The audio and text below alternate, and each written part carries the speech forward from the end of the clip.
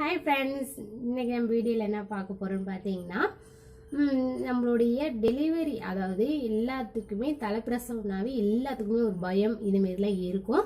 So அந்த பயத்தாலேயே நம்மளுக்கு குழந்தை பிறக்கிறது ரொம்ப கஷ்டப்படுவீங்க. ரொம்ப கஷ்டப்பட்டு என்ன நடக்கும் ஏது நடக்கும் அப்படிங்கிற மாதிரி பயந்துக்கிட்டே இருப்பீங்க. அந்த பயனை எதுவுமே தேவையே இல்லை. என்னுடைய டெலிவரி எக்ஸ்பீரியன்ஸ் தான் நான் உங்களுக்கு சொல்ல போகிறேன். ஸோ இந்த வீடியோ ஸ்கிப் பண்ணாமல் முழுசாக பாருங்கள். நம்ம சேனலை இதுவரை நீங்கள் சப்ஸ்கிரைப் பண்ணலன்னா சப்ஸ்கிரைப் பண்ணிவிட்டு கூடவே இல்லை பெல் ஐக்கனையும் கிளிக் பண்ணுங்கள். அப்போ தான் நாங்கள் போடுற வீடியோ உங்களுக்கு நோட்டிஃபிகேஷன் வரும். இப்போ வாங்க நம்ம வீடியோக்குள்ளே போய் பார்த்துடலாம். இப்போ பார்த்தீங்கன்னா டெலிவரினாவே எல்லாத்துக்குமே பயந்தாங்க வரும். யாருக்குமே பயங்கிறது இல்லாமையே இருக்காது. ஸோ எனக்குலாம் பார்த்தீங்கன்னா நான் பயப்படவே இல்லை. கொஞ்சம் 1% கூட பயப்படவே இல்லை. நீங்கள் சொன்னாலும் நீங்கள் நம்ப மாட்டீங்க. இருந்தாலும் ஏன் நான் பயப்படலை அப்படின்னு பார்த்தீங்கன்னா எனக்குள்ளேயே நான் ஃபஸ்ட்டு தைரியத்தை தான் உருவாக்கிட்டேன். நம்ம டெலிவரி டைமில் பயந்து போய் இருந்தீங்கன்னா அதே பிபிலாம் பயங்கரமாக ஏறிடும். பிபி ஏறினாவே நம்மளுக்கு நார்மலாக குழந்தை பிறக்கிறதுக்கு ரொம்பவே சிரமப்படுவீங்க. கண்டிப்பாக சிரமப்படுவீங்க. இது மட்டும் இல்லாமல் நம்மளுக்கு டெலிவரி டைமில் தான் அது இருக்குது இது இருக்குது மஞ்சக்காமல் இருக்குது தைராய்டு இருக்குது டக்குன்னு அப்போ தான் வரும் அப்படின்னு சொல்லுவாங்க. ஸோ என்னுடைய சிஸ்டர் அதாவது என்னுடைய பெரிய சிஸ்டருக்கு என்னாச்சுன்னு பார்த்தீங்கன்னா கடைசி சமயத்தில் அவங்க பார்த்தீங்கன்னா பிழைக்கவே முடியாது அந்த மாதிரி நிலைமையெல்லாம் வந்துச்சு.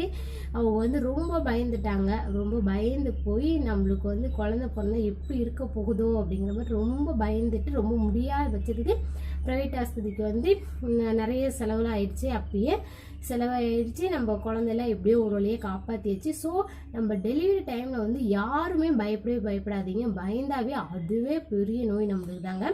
நான் பயப்படாமல் இருந்தேன். என்னுடைய சிஸ்டர் பார்த்து நான் பயப்படாமல் இருந்து நான் தைரியமாகவே இருந்தேன். அவங்களுக்கு ஏற்பட்ட நிலைமை பார்த்து தான் நான் பயப்படாமையே இருந்தேன். பயப்படாமல் இருந்து எனக்கு எப்படி நார்மல் டெலிவரி ஆச்சு அதுக்கு நான் என்னென்ன பண்ணினேன் அப்படின்னு பார்த்தீங்கன்னா நான் டெலிவரி டைமில் எல்லா வேலையும் செய்வேன். நிறைய பேர் சொல்லுவாங்க வேலையிலே செய்யாமல் நிறைய மாதமாக இருக்க வேலை செய்யாமல் அப்படிங்கிற மாதிரி சொல்லுவாங்க. ஸோ நான் அதில் எதுவுமே காரணம் வேலை நிறைய செஞ்சாதான் நம்மளுக்கு நார்மல் டெலிவரி ஆகும். நான் பார்த்தீங்கன்னா ஃபஸ்ட்டு பேபிக்கு நான் சென்னையில் இருந்தேன். சென்னையில் இருந்ததுனால அங்கெல்லாம் பார்த்தீங்கன்னா வீட்டுக்குள்ளே தான் அடைஞ்சு கிடக்கிற மாதிரி தான் இருந்தது. எனக்கு அது பிடிக்கல. வேணாம் இருந்தாலும் ஈவினிங் டைமில் கீழே இறங்கி இந்த வாட்ச்மேன் மற்றவங்கள்ட்ட வேலைக்கு வரவங்கள்ட்ட எல்லாத்தையுமே உட்காந்து ஜாலியாக என்ஜாய் பண்ணி பேசிட்டு தான் இருப்பேன்.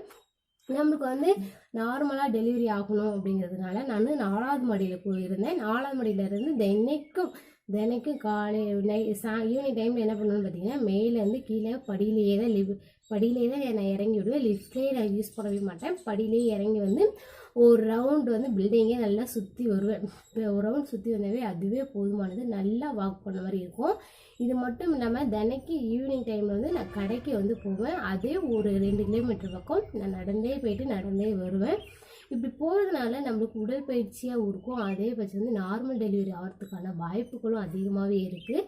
அதனால் நான் போயிட்டே இருந்தேன். இது மட்டும் இல்லாமல் நான் வீட்டு வேலைகள்னு பார்த்தீங்கன்னா டைல்ஸ் தான். இப்போ டைல்ஸ் இல்லாத வீடே எதுவுமே இல்லை. ஸோ அந்த காலத்து வீடுகள்லாம் பார்த்தீங்கன்னா ரொம்ப தரம் மட்டும் தான் போட்டிருப்பாங்க. இப்போல்லாம் டைல்ஸ் தான். டைல்ஸ் போட்டாவே நம்ம மாப்பு போடணும்னு பார்த்தீங்கன்னா மாப்பு நின்றுட்டே மாப்பு போடுற மாதிரி இருக்கும். ஸோ நான் மாப்பு நின்றுட்டே போடவே மாட்டேன். என்றைக்குமே வாரத்துக்கு 2 டைம் தான் நான் எடுத்துக்குவேன். 2 டைமே நம்ம உட்காந்து அதாவது கால் குத்து காலாக உட்கார வச்சு அதுக்கப்புறமா ஒரு துணி எடுத்து தான் கீழே நல்லா க்ளீன் பண்ணிக்கிட்டே வருவேன்.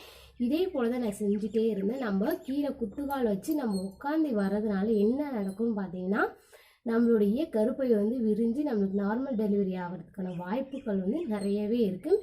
ஸோ நான் இது வாரத்துக்கு 2 டைம் இதே மாதிரியே நான் க்ளீன் பண்ணிகிட்டே வந்தேன். தினைக்கும் நல்லா நடந்துகிட்டே இருந்தேன். வேறு எதுவுமே செய்யலை. இது மட்டும் இல்லாமல் நம்ம துணிமணிலாம் துவைச்சிங்கன்னா பார்த்தீங்கன்னா நிறைய பேர் வாஷிங் மிஷின் தான் போட்டு துவைச்சிருக்கீங்க. அதேமாரி யாரும் தப்பு செஞ்சிடாதீங்க. நம்ம ப்ரெக்னென்ட் டைமில் முடிஞ்ச அளவுக்கு நம்ம கொஞ்ச நேரம் உட்காந்து ரெஸ்ட் எடுத்து அதுக்கப்புறம் பொறுமையாக செஞ்சாவே போதுமானது. நம்ம துணியெல்லாம் துவைக்கும் போது குனிஞ்சு நிமிர்ந்து இந்தமாரி துவைக்கும் போது பார்த்தீங்கன்னா வேணால் கேர்ஃபுல்லாக இருக்கணும். எல்லாம் இடுப்பு பிடிச்சிக்கும் அப்படின்ற மாதிரி சொல்லுவாங்க. நம்ம பொறுமையாக பார்த்து தான் செய்யணும். நம்ம அதுமாதிரி குனிஞ்சு நிமிர்ந்து செய்யும் போது நம்மளுடைய வயிற்று பகுதியில் கொஞ்சம் அகலம் இடம் கொடுத்து நம்மளுக்கு நார்மல் டெலிவரி ஆகிறதுக்கான வாய்ப்புகள் நிறையவே இருக்கும். நான் அதே போல் தான் செஞ்சேன். எனக்கு நார்மல் டெலிவரி தான் ஆனிச்சு. எந்த ஒரு பிரச்சனையுமே இல்லை. இது மட்டும் இல்லாமல் நம்ம வந்து எடுத்துக்கிற ஃபுட் ஐட்டம்லாம் பார்த்தீங்கன்னா நைட் டைமில் வந்து எப்பயுமே நம்ம செரிமானம் ஆகக்கூடிய ஃபுட்டாக தான் நம்ம எடுத்துக்கணும். ஸோ சப்பாத்தியில் சாப்பிட்டிங்கன்னா செரிமானமே ஆகாது. அது நம்ம பேபிக்கும் கொஞ்சம் கொஞ்சம் இடஒராக இருக்கும். அதனால் நான் ஃபுட் ஐட்டம் பார்த்திங்கன்னா நல்ல செரிமானம் ஆகக்கூடிய ஃபுட் ஐட்டம் தான் எடுத்துக்கிட்டேன். நார்மல் டெலிவரிக்கு நான் பார்த்தீங்கன்னா உல தண்ணி குடித்தேன். அப்புறம் பார்த்தீங்கன்னா நல்ல ஐட்டம், அதாவது நான்வெஜ் சாப்பிட்றது வந்து அவ்வளோக்கு அவாய்ட் பண்ணிட்டேன். நான்வெஜ் சாப்பிட்டிங்கன்னா கொஞ்சம் செரிமான பிரச்சனை வரும், நிறைய இதை அவாய்ட் பண்ணிட்டேன். ஸோ இதுமாதிரி தான் தினைக்கு வாக் பண்ணுறது, இதுமாதிரி துணியெல்லாம் குனிஞ்சு நின்று துவைக்கிறது. இதே பார்த்திங்கன்னா அந்த காலத்திலலாம் காலையில் ஏந்திரிச்சு எங்கள் கிராமம் தான். நாங்கள் கிராமத்தில் வந்து நான் வந்து டெலிவரி டைமில் வந்து எங்கள் ஊருக்கு வந்துட்டேன். பார்த்தீங்கன்னா வாசலாம் நல்லா கூட்டி பெருக்கி இந்தமாரி செஞ்சனால இன்னும் கொஞ்சம் நல்ல பெனிஃபிட்டாகவே கிடைக்கும். ஏன்னா நிறைய மாதத்தில் செஞ்சால் பார்க்கவே கஷ்டமாக தான் இருக்கும். ஸோ அந்த டைம் நம்ம அந்த வேலையில் செஞ்சால் மட்டும்தான் நம்மளுக்கு நார்மல் டெலிவரி ஆகிறதுக்கான வாய்ப்புகள் அதிகமாக இருக்குது. எனக்கு இதுமாரி எல்லா வேலையுமே செஞ்சேன். நான் வீட்டுக்கு வந்ததுக்கு அப்புறமா கடைசியாக எனக்கு நார்மல் டெலிவரி தான் ஆனிச்சு. எனக்கு வந்து டெலிவரி எப்போ பெயின் வந்தது அப்படின்னு பார்த்தீங்கன்னா, எனக்கு ஃபஸ்ட்டு பேபி வந்து எப்போ பிறந்தான்னு பார்த்தீங்கன்னா 2018 வந்து ஃபஸ்ட்டு பேபி பிறந்தான். பார்த்தீங்கன்னா ஃபஸ்ட்டு வந்து ஜனவரி 3 ஈவினிங் டைமில் வந்து 6 மணி அந்த டைமில் வந்து எனக்கு ஃபஸ்ட்டு வந்து பெயின் வர ஆரம்பிச்சிது. எனக்கு இது என்ன பெயினே தெரியாமே இருந்தது. யார்கிட்டையுமே எதுவுமே சொல்லவே இல்லை. 6 மணிக்கு எனக்கு வந்து பெயின் வந்து கம்மியாக வந்தது. இது என்ன வலின்னே எனக்கு தெரியாமே ஒன்றுமே தெரியல. இருந்தாலும் யாருக்கிட்டுமே சொல்லவே இல்லைங்க. நான் 6 மணிக்கு வலி வந்தது, யாருக்கிட்டுமே சொல்லவே இல்லை. நான் ஒரு 7-7:30 மணி வாக்கில் தான் என்னுடைய அம்மா வீட்டிலேருந்து என் ஹஸ்பண்டுக்கு வந்து நான் ஃபோன் பண்ணி சொன்னேன். இதுமாரி வலிக்குது, என்னன்னு தெரியலன்னு ஃபஸ்ட்டு சொன்னேன். யார்ட்டையும் நான் சொல்லவும் இல்லை அப்படிங்கிற மாதிரி சொன்னேன். அவர் வந்துட்டு வீட்டில் உங்கள் அம்மாட்ட சொல்லு அப்படின்னாங்க. அப்புறமா எங்கள் அம்மாட்ட சொன்னதுக்கு அப்புறமா அவங்க வந்து சாப்பிட சொன்னாங்க. சாப்பிடவே முடியாது. அடிக்கடி நம்ம பாத்ரூம் போகிற மாதிரியே தான் இருக்கும். இந்தமாதிரி பாத்ரூம் போகிற மாதிரியே இருந்தால் நம்மளுக்கு டெலிவரி ஆக போகிறது அப்படி தான் அர்த்தம். பார்த்திங்கன்னா நிறைய பாட்டிங்கெல்லாம் இருக்கனால எங்கள் அம்மா போய் பாட்டிங்கெல்லாம் கூப்பிட்டு வந்துட்டாங்க. அவங்க வந்து இது சூட்டு வலியாக இருக்குமோ இல்லை குழந்தை வலி தானா அப்படின்னு பார்க்குறதுக்கு அவங்க என்ன செஞ்சாங்கன்னு பார்த்தீங்கன்னா விளக்கெண்ணெய் எடுத்துக்கிட்டாங்க. விளக்கெண்ணெய் வந்து நம்ம வயிற்று பகுதி மேலே தொப்புலேருந்து மேலேருந்து ஒரு சொட்டு விட்டாங்க. நேராக கீழே வந்து நம்மளுக்கு இறங்கிச்சுன்னா டெலிவரி ஆக போகுது அப்படின்னு அர்த்தமா. அதேமாதிரி அவங்க செஞ்சாங்க. இது வந்து டெலிவரி தான் ஆக போகுது அப்படிங்கிற மாதிரி சொன்னாங்க.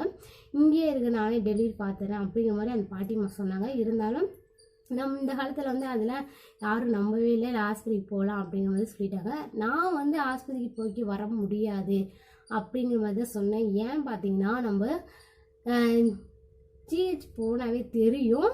அவங்க வந்து உடனே குழந்தை பிறந்தாதான், இல்லைன்னா போட்டு நம்மளே ஒரு வழி பண்ணிடுவாங்க. வேணா நாங்கள் இப்படி தான் நான் கொஞ்சம் பயம் வந்துருச்சு, ஏதாச்சும் பண்ணிடுவாங்களோ அப்படிங்கிற மாதிரி.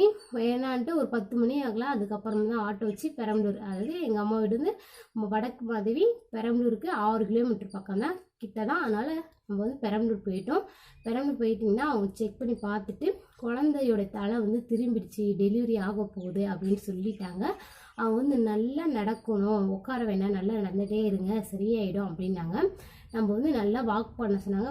எந்த ஒரு கஷ்டமும் கொடுக்கல. நான் அப்பயே வந்து உறுதியாக இருந்தேன். பெயின் வந்து இருக்கிறதுக்கு கொஞ்சம் அதிகமாக தான் ஆச்சு. எனக்கு எந்த ஒரு இன்ஜெக்ஷனும் போடல. பெயின் வந்து கொஞ்சம் அதிகமாக வந்துகிட்டே இருந்து கொஞ்சம் தூரம் வாக் பண்ணிக்கிட்டே இருந்தேன். வாக் பண்ணதுக்கப்புறமா வலி வந்து இருக்கிறதுக்கு கொஞ்சம் அதிகமாகிடுச்சு. வலி இருக்கிறதுக்கு அதிகமானதுக்கு அப்புறமா தான் நம்மளை சேர்த்துட்டாங்க. பெட்டில் சேர்த்துட்டு நம்மளுக்கு வந்து ட்ரிப்ஸ் ஏற்றுனாங்க. ட்ரிப்ஸ் ஏற்றுனதுக்கு அப்புறமா பயங்கரமாக வலி பட்டப்பட்டு வலி வந்தது. எனக்கு வலி வந்து அவங்க கூப்பிட்டதுக்கு அப்புறமா டெலிவரி அப்படியே ஆக்கிட்டாங்க. எனக்கு வந்து எந்த ஒரு கஷ்டமும் இல்லை. ஃபஸ்ட்டு பேபிக்கு எந்த ஒரு கஷ்டமும் இல்லை. டெலிவரி ஆகிட்டாங்க. ஏன்னா நார்மல் டெலிவரினாவே நம்மளுக்கு அப்போ மட்டும்தான் கொஞ்சம் நேரம் வலி இருக்கும். இதே சிசரிங்கன்னா காலத்துக்கும் வலி இருக்கும். ஸோ நார்மல் பேபிக்கு வந்து ரொம்ப வந்து நீங்கள் ட்ரை பண்ணுங்கள். கண்டிப்பாக நம்மளுக்கு நார்மலாக குழந்தை பிறக்கிறதுக்கு வாய்ப்பு இருக்குது. நான் கடைசி வரைக்குமே என்னுடைய உறுதியை வந்து நான் எதுவுமே விட்டு கொடுக்கவே இல்லை. நான் மன தைரியத்தோடையே இருந்தேன். நார்மலாக குழந்தை எனக்கு வந்து பிறந்தது. ஃபஸ்ட்டு வந்து பையன் பிறந்தான். எப்போ எனக்கு ஃபஸ்ட்டு 6 மணிக்கு முதல் நாள் வந்து ஈவினிங் 6 மணிக்கு வலி வந்தது. மறுநாள் விடிய காலம், அதாவது 4ஆம் தேதி விடிய காலம் பார்த்தீங்கன்னா 4:30க்கு தான் என்னோடய பையன் பிறந்தான். அவ்வளோ நேரம் எடுத்துருச்சு. ஃபஸ்ட்டு பேபினால ரொம்ப டைம் எடுத்துட்டாங்க.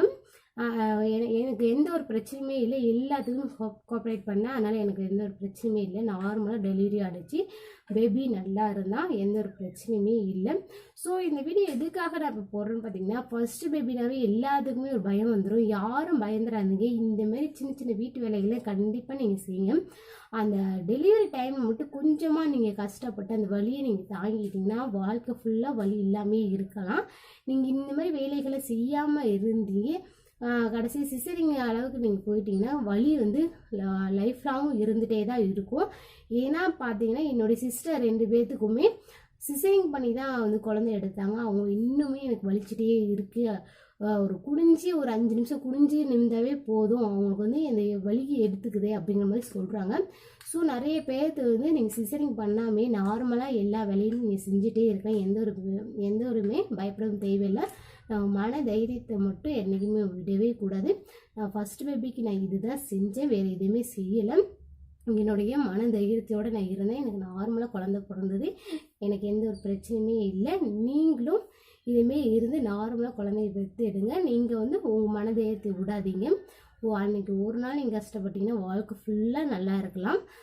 ஸோ இந்த வீடியோ உங்களுக்கு பிடிச்சிருந்தா ஒரு லைக் பண்ணுங்கள், ஷேர் பண்ணுங்கள், கமெண்ட் பண்ணுங்கள். நம்ம சேனலை மறக்காமல் சப்ஸ்கிரைப் பண்ணிவிட்டு கூட உள்ள பெல் ஐக்கனை கிளிக் பண்ணுங்கள். தேங்க்யூ.